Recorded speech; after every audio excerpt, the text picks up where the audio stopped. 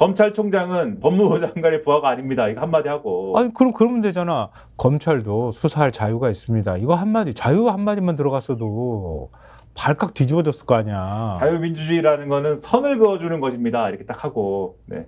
아 그놈의 자유가 진짜 허벌날 정도로 정말 많이 쓰고 있는데 진짜 자유란 말도 한마디 안 하고 네. 침묵. 네. 더 이상 할 말이 없습니다. 네. 그랬더니 막 우리가 이상한 거지. 아니요, 우리는 신문에 나온 얘기 하는 거니까요. 네. 하여튼 자 지금 이 정도 상황이니 여권 여당 내에서도 우려를 안 할 수가 없는 거잖아요. 중앙일보 윤면 보여주십시오. 자 밑에 기사. 네, 네. 밑에 이렇게 돼 있습니다. 여당 일각에서도 검찰 인사에 국민이 실망하고 있다. 그러면서 최상병 특검법 재의결 표단 속에 비상이 걸린 상황이다. 이렇게 지금 기사를 쓰고 있어요. 그렇죠. 그 검찰 인사가 이렇게 나온 걸 보니까 네. 지금 국민들이 어떻게 생각하겠느냐. 아니 이게 하필이면 김건희 여사 소환한다고 하는 그 시점에 최재형 목사 딱 소환하고 딱 그 다음에 다음 차례 이렇게 하면서 이제 자 들어오세요. 그래서 신체 검사하려고 딱 그러는데 갑자기 딱 그리고 싹 하고 사람을 비워버렸다는 거 아니에요. 그렇죠. 이게 말이 되냐고. 그러니까 이 인사 후폭풍이 여당 내로 번지고 있어서 가령 김용태 국민의힘 비대위원 같은 경우에는 SBS 라디오에서 국민들이 속았다라는 느낌을 받기에 충분해 보였다. 국민의 영린이 무섭다는 걸 인지하고 눈치 좀 봤으면 좋겠다. 우리가 김건희 여사 특검에 명분을 줄 이유가 있느냐. 이렇게 얘기를 했다는 거지 않습니까? 네. 최근에 김용태 비대위원이 천하용인일 때는 막 대통령실에 각을 세우고 막 이러는 것처럼 보였지만 요즘에 안 그러거든요. 네, 최근에는 친윤인가? 이래가지고 요즘에 개혁신당하고 막 싸우고 이러잖아요. 맞아요. 천하람 당선인하고 막 갑자기 싸우고 이러지 않습니까? 네. 그런 김용태 당선인도 이건 아니다. 이러고 있다는 것이고 그런 상황에서 이게 비대위 내에서도 메시지가 엇갈리는 상황이 됐는데 그래서 그런 것은 결국 연쇄 특검 정국을 앞둔 상황에서 여론의 역풍을 우려하는 목소리가 내부에서 커지고 있기 때문인 거다. 이 검찰 인사 때문에.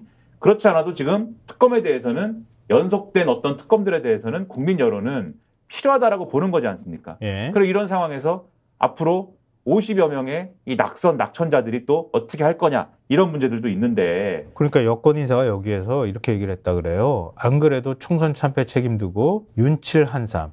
야 요즘 뭐 신조어 진짜 많이 나온다. 윤 대통령 70%, 한동훈 전 비대위원장 30이라고들 하는데 윤칠 한삼 이거 기억해둬야 되겠다.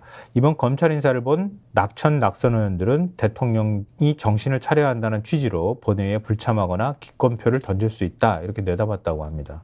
큰일 난 거죠. 그러니까. 어쩌냐? 어떡하냐? 이것 말고도 지금 원회에서도 막 지금 움직이잖아. 뭐 천목회에서도 막 어제 공정이라는 얘기를 공정과 상식이 무너졌는데 우리가 비겁하게 침묵했다. 뭐 일종의 반성문을 쓰는 일이 있었잖아요. 밤새도록 토론을 했다는 거 아닙니까 지금?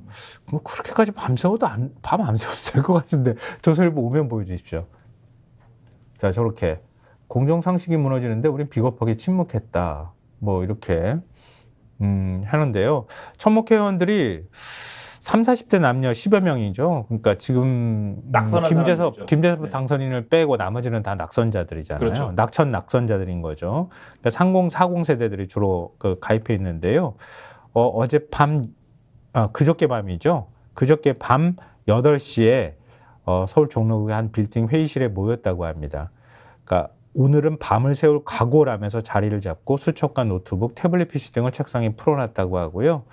김재섭 당협위원장이 도봉갑 당협위원장 당선인이죠. 20분 정도 늦게 회의장에 도착하자 한 참석자가 육아 때문에 바쁜가 봐 라면서 인사를 건넸다.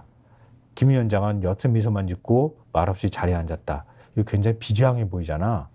김 위원장은 천목회 회원 20여 명 중 유일하게 22대 총선에서 당선됐지만 표정이 밝지만은 않았다. 이렇게 해서 굉장히 심각하게 논의를 했는데 뭘 했다는 거예요? 5개를 뭘 했다고 하던데. 일단 입장문에서 밤샘도는 마치고 입장문을 냈는데 공정과 상식을 복원하는 게 살 길이다가 결론이다 라는 내용인데 일단 총선에 참패한 원인부터 진단을 했다고 합니다. 패인을 크게 5가지로 나눴는데 이태원 참사에서 비친 공간부재의 정치, 연판장 사태로 비친 분열의 정치, 강서 보궐선거로 비친 아집의 정치, 입틀막으로 비친 불통의 정치, 호주대사 임명으로 비친 회피의 정치 이렇게 5개고 국민이 바랐던 공정과 상식이 무너지고 있음에도 정부가 부응하지 못했고 국민의힘 무기력했고 우리는 침묵했다. 우리의 비겁함 통렬히 반성한다. 윤석열 정부의 성공과 보수 정치의 재건을 위해 용기 있게 행동하겠다. 이렇게 언론에 브리핑을 했다는 내용이에요. 근데 이 토론 과정을 보면은 토론을 시작할 때는 국민의힘의 혁신을 위해서 새로운 강령을 만들어서 발표를 하겠다라는 포부가 있었는데 토론이 잘 안 됐답니다. 그게 의견이 뭐 분분했겠죠. 여러 사람이 모였으니까. 그렇죠. 의견이 많았겠지. 그렇죠. 그러면서 막 여러 가지 얘기를 했는데 김병민 전 최고위원이죠. 당협위원장이 이렇게 얘기를 했대요. 결국 공정과 상식이 깨져서 지금과 같은 상황이 된 거 아니냐라고 하니까 대부분의 거기 있던 사람들의 의견이 쭉 모아졌다라는 거고 그 부분부터 그러면은 얘기를 하자. 그리고 공정과 상식이 어디서 깨졌느냐를 진단을 하면서 김건희 여사 관련 이슈가 그렇다. 또 부산엑스포 유치 실패는 어떠냐. 후쿠시마 오염수 방류도 그런 거 아니냐. 잼버리 사태, 해병대원 사망사고, 호주사 임명 등등 30여 개를 얘기를 했대요. 이 자리에서. 공정과 상식이 깨진 사례가 30여 개가 있다 지금. 그럼 뭐 그냥 공정과 상식이라는 건 입에 올리면 안 되는 정부네. 정권이네. 여기서 얘기한 바대로 가면 그런 거고 그리고 이 토론회에 야권 인사인 설주환 변호사도 왔다고 합니다. 방송에 많이 나와서 많이 아실 텐데. 김재섭 당선이라고 치네요. 그렇죠. 새로운 미래에 지금 가 있지 않습니까? 네. 근데 거기서 이제 여러 쓴소리를 했는데 거기 모인 사람들이 어떤 얘기를 했느냐. 그러니까 주로 여기서 얘기했던 주제 중에 하나가 2조 심판론이었는데 그게 이제 2조 심판론 얘기를 하니까 천목 회원들이 바로 하는 얘기가 조국 혁신당이 선전한 이유에 대해서 물어보면서 토론을 막 하더라는 거예요. 그러면서 조국 혁신당 인사들과 대화를 해보니까 합리적인 사람들도 있더라. 그러니까 우리가 보기에, 그러니까 국민의힘 사람들이 보기에는 조국 혁신당의 심판 대상이었는데 왜 돌풍을 일으켰을까? 그것에 국민의 민심은 뭐였을까? 이것도 우리가 봐야 되는 거 아니냐. 이런 얘기를 쭉 하고 아침에는 국밥집으로 가서 그러게 밤샘 토론 마치고 인근 국밥집으로 잘 옮겨서도 논의를 이어갔다네요. 그렇죠. 근데 거기서 총선 패인을 너무 강조하면 또 오히려 내부 갈등을 키울 수가 있다라고 하면서 이런 입장문으로 일단은 정리를 하자. 뭐 이렇게 합의를 했다고 합니다. 뭐 다른 신문에서는 저도 그거 보고 참 비겁하다고 생각을 개인적으로는 했지만 특검에 대해서는 윤 대통령이 말한 걸 그대로 읊은 수준이었더라고요. 근데 경향신문 4면을 보면 그렇게 돼 있죠. 네, 맞아요. 보여드릴 거니까 뭐. 경향신문 3면이 준비되어 있나요? 그렇죠. 4면 보여주세요. 네. 통렬히 반성한다면 특검은 사실상 반대 이렇게 했는데요. 특검에 대해서는 윤 대통령이 밝혔던 입장하고 똑같은 입장을 냈더라고요. 근데 내부의 논의는 뭐 치열했던 것 같아요, 보니까. 그런데 그동안에 우리가 잘못한 부분들을 얘기를 하고 거기에 주목을 받아야 되는데 특검 얘기를 꺼내고 나면 특검이 오히려 주목받지 않겠느냐, 여기에도 좀 부담을 느꼈다고 하는데 그 아까 몇몇 회원들이 했다는 말이 그 심정을 그대로 드러내 보여주는 것 같아요. 우리도 그래도 우리는 국민의힘인데 지금 이렇게 궁지에 몰린 상황에서 총선 패인 너무 강조하고 특검 얘기까지 우리가 밀어붙이고 나면 그럼 완전히 지금 여권을 분열에 빠뜨릴 수 있지 않겠느냐. 그러면 우리가 좀 그렇잖아. 이 정도에서 일단은 뭐 멈춰섰다. 뭐 이런 얘기가 있더라고요.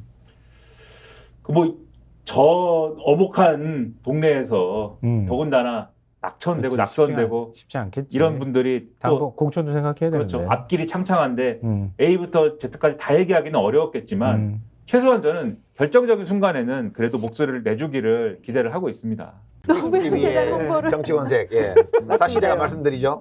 구독, 좋아요, 사랑입니다.